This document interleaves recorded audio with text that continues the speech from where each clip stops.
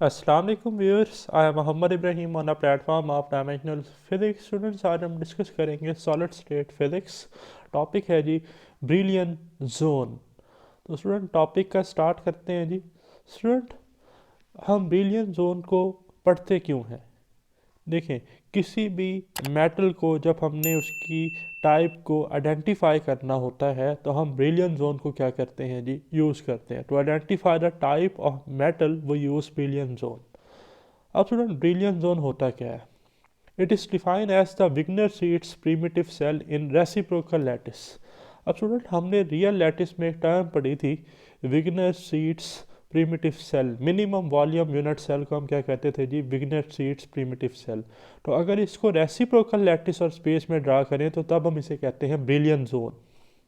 So student, the definition of brilliant zone give a clear geometrical interpretation of diffraction condition.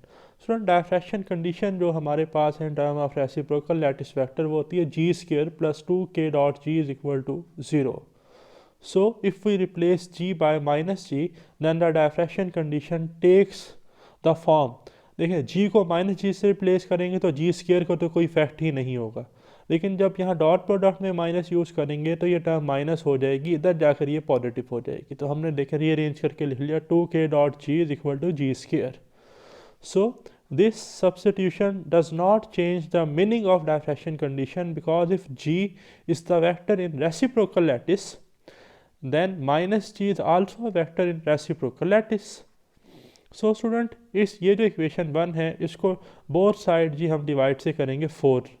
ठीक है, दोनों साइडों पर फोर से डिवाइड करेंगे तो देखें टू के dot G divided by four is equal to G square by four. अब two one two, two two zero four, ये तो बन जाएगा वन बाय टू के डॉट जी, आप देख रहे हैं। और इसको हम लिख सकते हैं ना, देखें वन बाय टू को लिखा जा सकता है टू स्क्र, तो ये बन जाएगा one by two G square या जी बाय टू स्क्र। तो हमने इसको इस तरह से लिख लिया।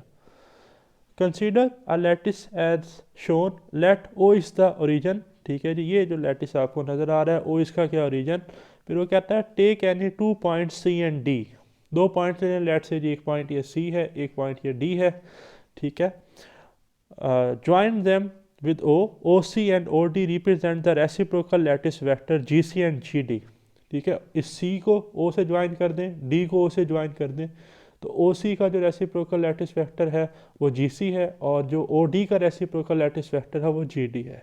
कहता है now draw the two planes one and two which are perpendicular bisector of GC and GD। दो ऐसे प्लेन्स ड्रा करें जो परपेंडिकुलर हों और हाफ से कट करें।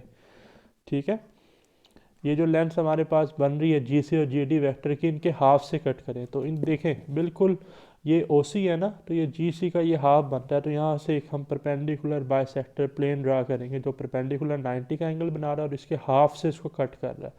सिमिलरली ये इसके परपेंडिकुलर है इसका बाइसेक्टर और इसको बिल्कुल सेंटर से कट कर रहा है ओ डी, जिसका reciprocal lattice vector G D है। ठीक है जी। Student, now any vector drawn from the origin to the plane, for example K. ठीक है जी, कोई भी वेक्टर आप ड्रा कर लें ओरिजन से प्लेन के।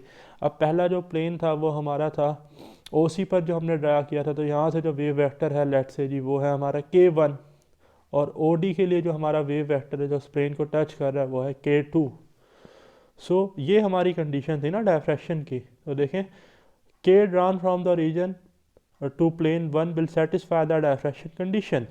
अब देखें, ये कंडीशन थी ना, तो इधर था वन बाय टू के डॉट जी। जस्ट यहाँ पर किया क्या है, वेव वेक्टर कौन सा यूज़ हो रहा है सी वाले के लिए, के वन। अब वन बाय टू जी को ज़रा हमने रीअरेंज कर लिया, one by two G C और ये same one by two G C square, तो ये कंडीशन सेटिस्फाई होगी। और के टू के लिए कंडीशन क्या बनेगी इस इक्वेशन के मुताबिक, कि K two dot one by two G D is equal to one by two G D square. So to construct first Brilliant zone, we first draw a minimum number of lattice vector from any origin to nearby points, जैसा कि हमने इसमें दो draw किए थे OC और OD। ठीक है, in the reciprocal lattice then we draw the perpendiculars to these vector at their midpoints, जैसा कि हमने perpendicular ये plane bisectors जो है जी वो ड्रा किए OC पर और GD पर, जो कि बिल्कुल इसके सेंटर से इसको बाइसेक्ट कर रहा था और परपेंडिकुलर था। Student the smallest area enclosed is called first Brillouin zone. ठीक है जी, जो स्मॉलेस्ट एरिया बनेगा ना 2 डायमेंशनल के केस में, या स्मॉलेस्ट वॉल्यूम बनेगा 3 डायमेंशनल के केस में, वो फर्स्ट ब्रिलियन जोन होगा। अब यहाँ पर एक एग्जांपल है, उससे बात को ज़रा समझते हैं। स्टूडेंट देखें, figure shows the first Brillouin zone of a square lattice in 2 dimensional. ठीक है, ये जो है ना, यहाँ से लेकर ये जो स्क्वायर बन रहा है, ये जिसमें ये 4 जो हैं आ रहे हैं, ये क्या है, फर्स्ट ब्रिलियन जोन। तो देखें, कहता है figure also shows vector g1 minus g2 and g3 are perpendicular bisector. The smallest enclose region marked 1, ये वाला 1, ये जिसका सेम पैटर्न आपको नज़र आ रहा है पूरा हिस्सा जिसमें मैं, ठीक है जी, इसको मूव करवा रहा हूँ अपने पॉइंटर को। तो देखें, द शेडिड एरिया मार्क 2। अच्छा, अब ये जो शेडिड एरिया, ये वाला हिस्सा हो गया, ये वाला हो गया, ये वाला हो गया, ये वाला हो गया।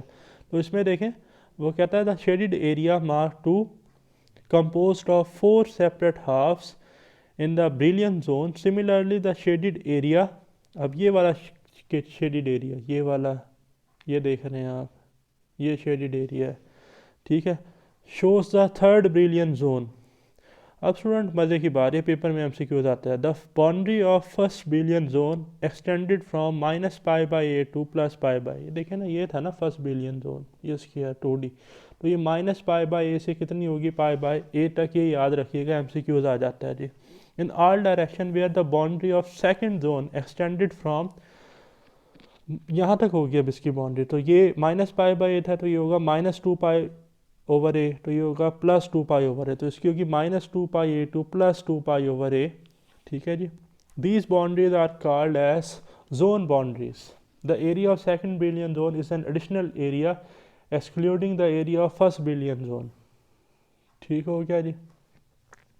नेक्स्ट है student, the area of first Brillouin zone, all the zones have same area. ठीक है जी, 2π/a का square. This equality of areas of brilliant zone holds true for all plane lattice and not just for a square lattice। ठीक है, ये आपने याद रखना है। लास्ट है दी, इन 3 डायमेंशनल द ब्रिलियंट जोन और 3 डायमेंशनल वॉल्यूम। जी मैंने आपको शुरू में ही बताया था, 2 डायमेंशनल में एरिया है तो 3 डायमेंशनल में वॉल्यूम होगा जी। ठीक हो गया, तो ये था जी हमारा लेक्चर। वीडियो पसंद आई तो चैनल को सब्सक्राइब कीजिएगा। मिलते हैं नेक्स्ट वीडियो के साथ। अल्लाह हाफिज़।